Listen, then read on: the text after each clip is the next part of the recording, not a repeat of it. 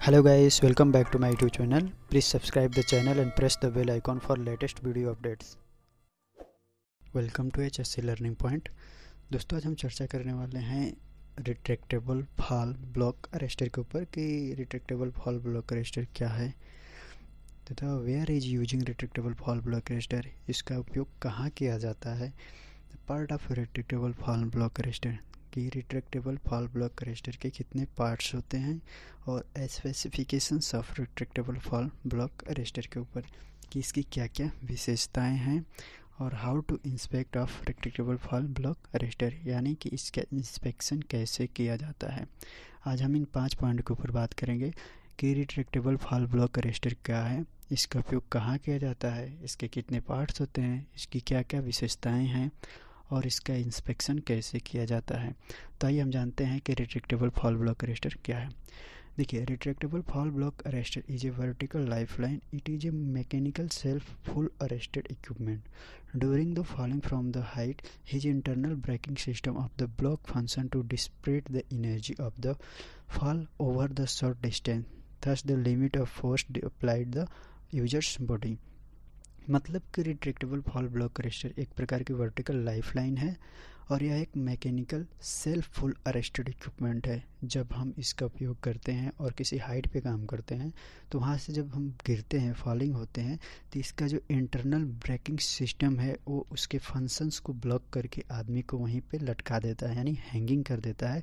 और उससे उत्पन्न होने वाले जो भी एनर्जी यानी जो झटका होता है उसको जो आदमी लटकता है उसके पूरे बॉडी पर डिस्ट्रीब्यूट कर देता है। उसके पूरे बॉडी पर उसका जो सेफ्टी बेल्ट होता है, सेफ्टी बेल्ट में हम रिट्रैक्टेबल फॉल ब्लॉक अरेस्टर लगाते हैं तो सेफ्टी बेल्ट के माध्यम से उसकी पूरे बॉडी पे उस एनर्जी को डिस्ट्रीब्यूट कर देता है जिससे किसी एक जगह पर उसके शरीर पर झटका नहीं लगता है। देखिए, आगे हम जानेंगे कि रिट्रैक्टेबल फॉल ब्लॉक अरेस्टर का उपयोग कहाँ किया जाता है। देखिए, रिट्रैक्टेबल फॉल ब्लॉक अरेस्टर का उपयोग हम कहीं भी ऐसे लोकेशन पर करते हैं जहाँ से गिरने के चांसेस ज़्यादा होता है। जैसे कभी भी अगर हम किसी बीम या स्ट्रक्चर के ऊपर आउटर में जाकर हमें काम करना है तो वहाँ पे हम रिट्रैक्टेबल फॉल ब्लॉक अरेस्टर का प्रोवाइड करवाते हैं। या जब हम इसका फोल्डिंग बनवाते हैं तो इसका फोल्डर्स को रिट्रैक्टेबल फॉल ब्लॉक अरेस्टर देना होता है। जैसे आप पिक्चर में देख सकते हैं कि ये बंदा क्या है, एक बाहर स्ट्रक्चर के ऊपर बैठ के काम कर रहा है जहाँ इसको फॉल अरेस्टर की ज़रूरत है, क्योंकि अगर वहाँ से लाइफ लाइन में, ये सिंगल लाइफ लाइन में एंकरिंग किया हुआ है, अगर किसी कारणवश ये गिरता है और वो लाइफ लाइन नहीं लोड ले पाती है या वो फेल होता है तो इसको नीचे डायरेक्ट 0 मीटर जाने की संभावनाएं है। तो ऐसे लोकेशन पे हम फॉल अरेस्टर का अरेंजमेंट करवाते हैं। जैसे कि आप दूसरे पिक्चर में देख सकते हैं कि यहाँ पे वो फॉल अरेस्टर लगा करके उस काम को कर रहा है। अब यहाँ से अगर ये गिरता है और यदि जिसमें ये हुक किया हुआ है, अपना हार्नेस हुक किया है, अगर वह इसको नहीं रोक पाता है तो वो हार्नेस के बजाय इसका ब्लॉक अरेस्टर है इसको वहाँ पे रोकेगा। यानी यहाँ पे मल्टीपल प्रोटेक्शन मिल रहा है, इसको डबल प्रोटेक्शन हो गया कि दोनों में से कोई एक ना एक इसको बचा लेगा अगर ये फॉलिंग होता है। तो ऐसे लोकेशन पर हम फॉल अरेस्टर का प्रोवाइड करते हैं।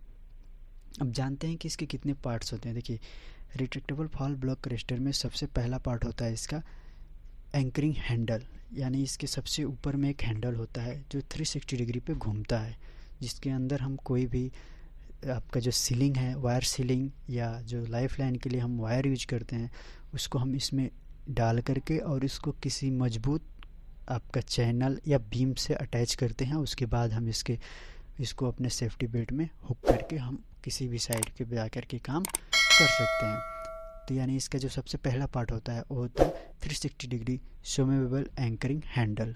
दूसरा इसका होता है कैरी या ट्रांसपोर्ट हैंडल, मतलब इसको ले आने और ले जाने के लिए एक हैंडल होता है जिसको हम कैरी या ट्रांसपोर्ट हैंडल कहते हैं।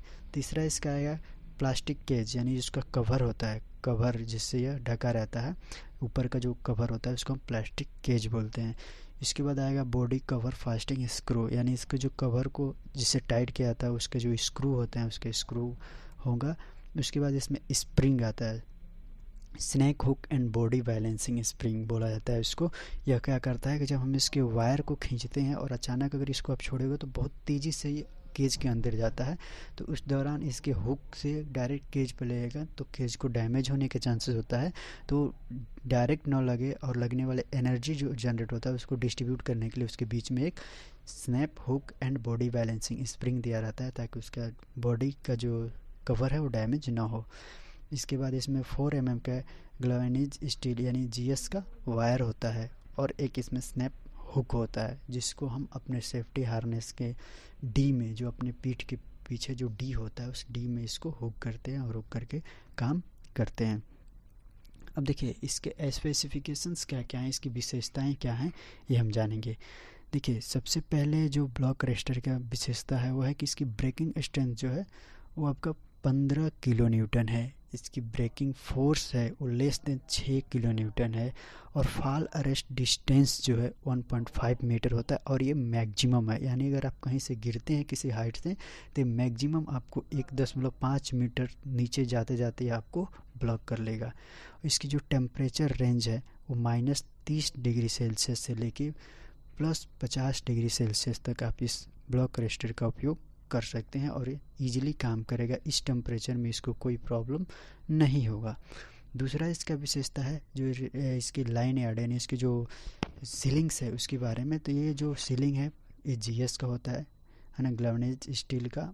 इसकी जो डायमेंशन होता है 4.8 mm का होता है और इसकी ब्रेकिंग स्ट्रेंथ होती है वो होता है ग्रेटर देन 15 किलो न्यूटन यानी 15 किलो न्यूटन की में इसका ब्रेकिंग स्ट्रेंथ है इसके वायर का।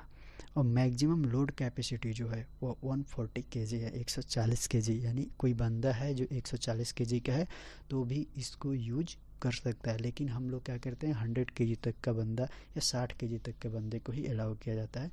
140 kg का बंदा को वर्क एट हाइट पे अलाउ नहीं किया जाता, वो ओवर एट में आ जाता है।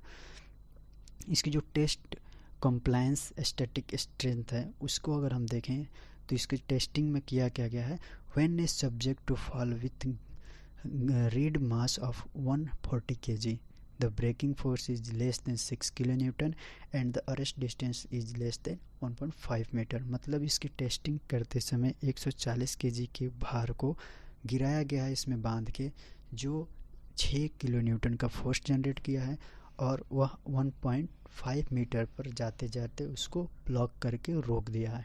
यानी इसको टेस्ट किया गया है 160 kg के वजन को हाइट पर से इसमें बांध के गिराया गया है, जो गिरते समय 6 किलो न्यूटन का फोर्स जनरेट हुआ है और वह वजन 1.5 मीटर नीचे जाते जाते जहाँ से गिराया गया उससे 1.5 मीटर नीचे जाते जाते उसको ब्लॉक कर दिया। तो इसका जो सेफ ब्लॉकिंग डिस्टेंस आप बोल सकते हैं वो एक तरह से है 1.5 मीटर। अब देखिए इसका इंस्पेक्शन कैसे किया जाएगा, इसके लिए हम आपको एक वीडियो छोटा सा क्लिप है इसके अंदर देखिए कि हम प्लांट में इसका इंस्पेक्शन कैसे करते हैं।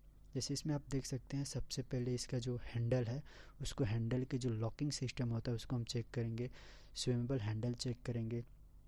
उसके बाद से इसके जितने स्क्रू हैं स्क्रू के देखेंगे कहीं टूटा तो नहीं है या लूज तो नहीं है। उसके बाद इसके बॉडी केज जो है कवर है उसको चेक करेंगे कहीं डैमेज तो नहीं है। फिर इसका जो कैरी हैंडल है उसको चेक करेंगे। उसके बाद से इसका जो स्नैप हुक होता है स्नैप हुक को चेक करेंगे कि वो प्रॉपर काम कर रहा है या नहीं कर रहा है। फिर इसका जो स्प्रिंग है बॉडी के जो स्नैप हुक के बीच में उसको चेक करते हैं और इसके वायर्स को खींच के बाहर निकाल के उसको चेक करते हैं कहीं कटा तो नहीं है। और उसके बाद इसको एक बार खींच के झटका दे के चेक करते हैं ये ब्लॉक कर रहा है या नहीं। अगर ये ब्लॉक कर रहा है तो ठीक है, अगर यह ब्लॉक नहीं कर रहा है तो इस ब्लॉक अरेस्टर को हम काम में नहीं लेंगे। तो इस छोटे से वीडियो में आपको इतना ही। बने रहिए हमारे साथ, आगे और भी वीडियोस में आपको ऐसे ही जानकारी मिलता रहेगा। अगर आपको ये वीडियो पसंद आया हो तो चैनल को सब्सक्राइब करिए और बेल आइकन को दबा दीजिए।